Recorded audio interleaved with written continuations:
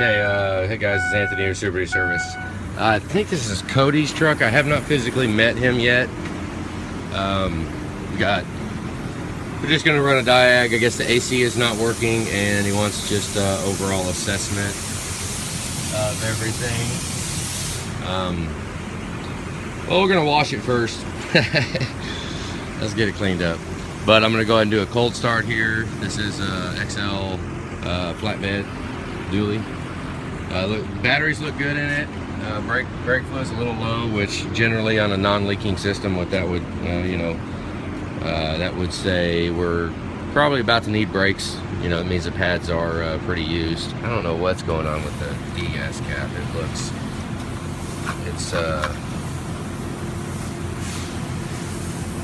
it's like it's been trimmed down and cut up. There's got to be a reason for that. I'll find that out here in a little bit. But we're gonna do a cold start diag on it. I got the computer hooking up to it. So this is a 97,000 mile truck, 5 Edward dog, so 05 model year. So I'm gonna go ahead and get things rolling here, get all my screens set up, and I'll be right back. Oh man, coming to diag and it's out of fuel. Crap. What a drag. Hate that. Oh well, be right back. Okay, so maybe it ain't out of fuel.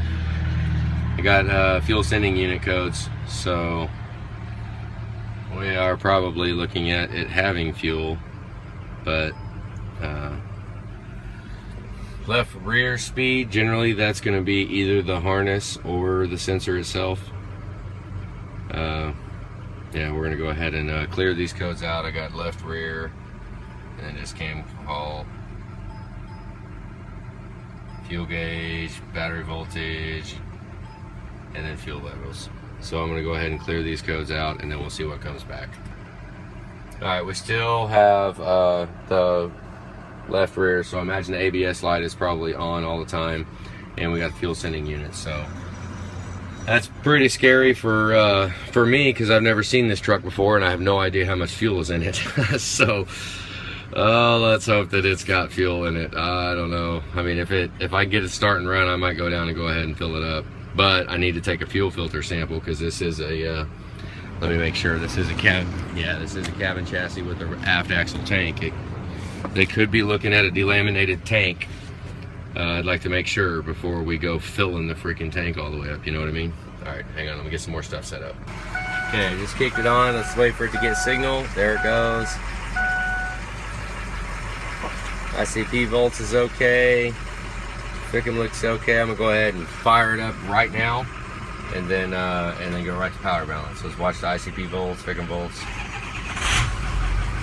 Okay, that's all good.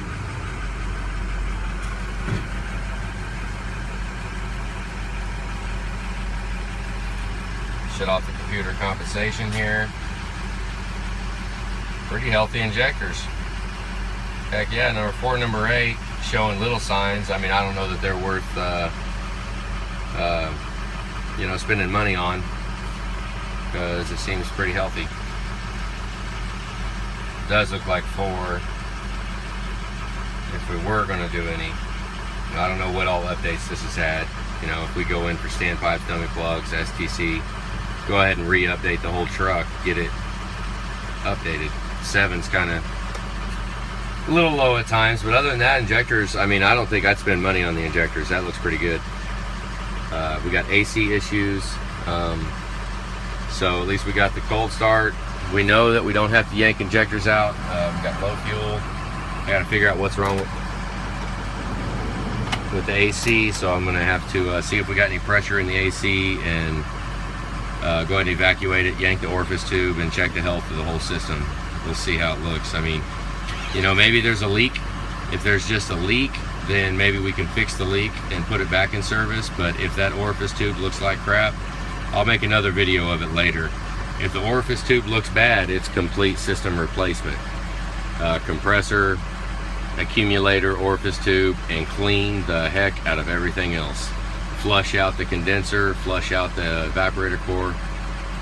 So hopefully we don't have to go that far, but we will find out. I'm going to see what kind of airflow we've got.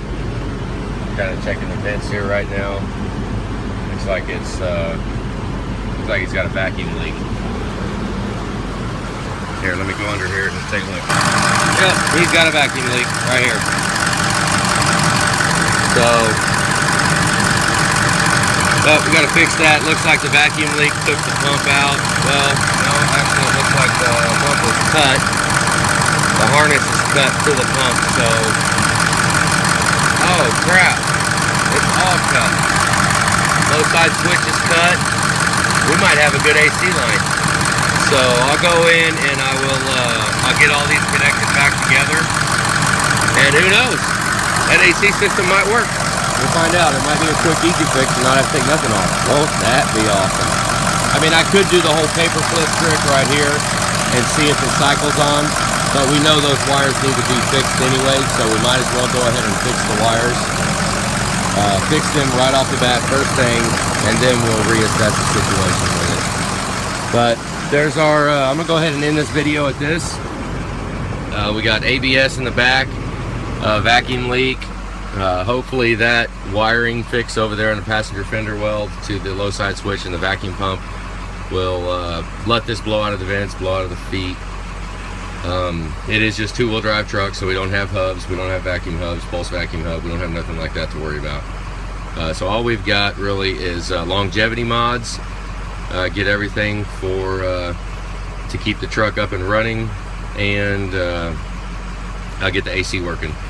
Looks like it had gold coolant in it, so you know, I'll leave that to the customer. If he wants to continue to run it, he can, or if he wants to change it over to ELC. I mean, he's got 97,000 miles on it. If this has the original gold coolant on it, he caught it just in time. We've got to get it out.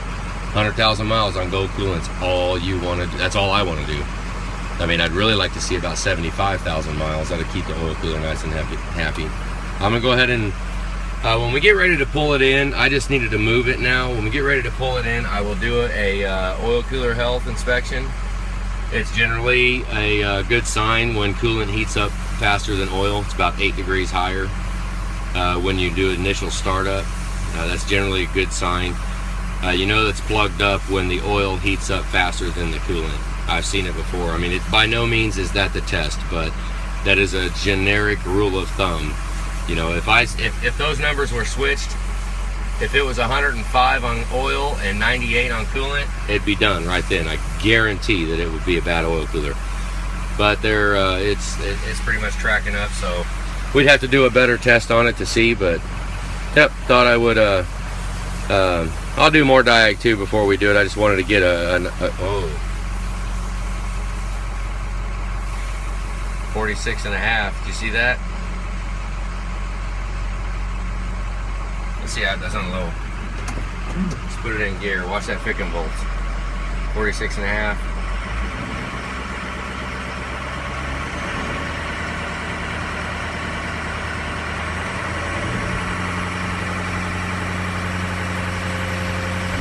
Alright, so it's a little concerning. I mean, 46.5 still within spec, but you know, definitely need to keep that in mind. Alright, I'm gonna go ahead and end this video and upload it. And oh, there's 45 right there, 45.5. You can see in the line graph, see it dropping down right there, right there. It dropped down. So, I mean, if you really want to, I mean, 45.5. Oh, I just lost signal. I just jumped up. Hang on, let me get it hooked back up.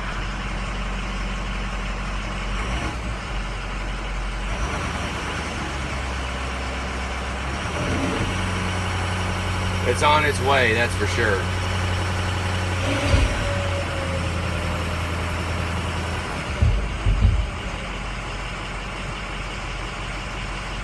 Keep watching.